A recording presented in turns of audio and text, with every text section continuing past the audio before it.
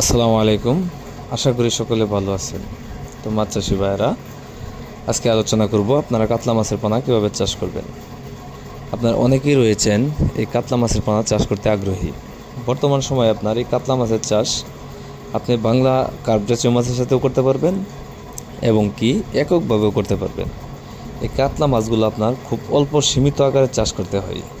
এগুলো আপনার প্রতি শতাংশে সর্বোচ্চ আপনার 4 থেকে 5 পিস পোনা মজুত করতে পারবেন যে কোনো মাছের সাথে, অথবা এককভাবে যদি করেন 8 থেকে 10 পিস মাছ চাষ করতে পারবেন। কেননা এই মাছগুলো খুব বড় হয়, যার কারণে জায়গা লাগে বেশি।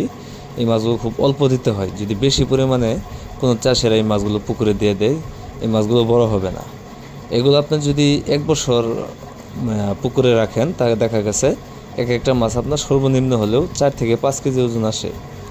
আপনারা যারা এই কাতলা মাছের পোনা চাষ করতে চান তাদের ক্ষেত্রে বলবো এই মাছগুলো সবচেয়ে ভালো মিশ্রভাবে করা।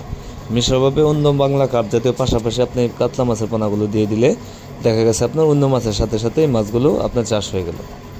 আর এই মাছগুলো আমরা আমাদের হ্যাচারি বড় বড় বুট থেকে উৎপাদন করে থাকি, তাই আপনারা চাইলে নিঃসন্দেহে নিয়ে চাষ করতে পারেন।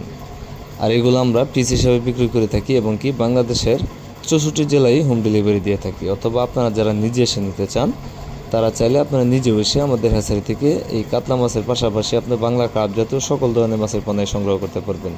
অথবা আপনারা যারা ক্যাটফিশ মাছের পোনা খুঁজতেছেন, যেরকম আপনার শিং, মাগুর, পাবদা, গুলশা, ট্যাংরা, ভিয়েতনামি কই, ভিয়েতনামি শৈল ও থাই পাঙ্গাস সহ 100% অরিজিনাল মনুসেক্স তেলাপিয়া মাছের পোনাও সংগ্রহ করতে পারবেন।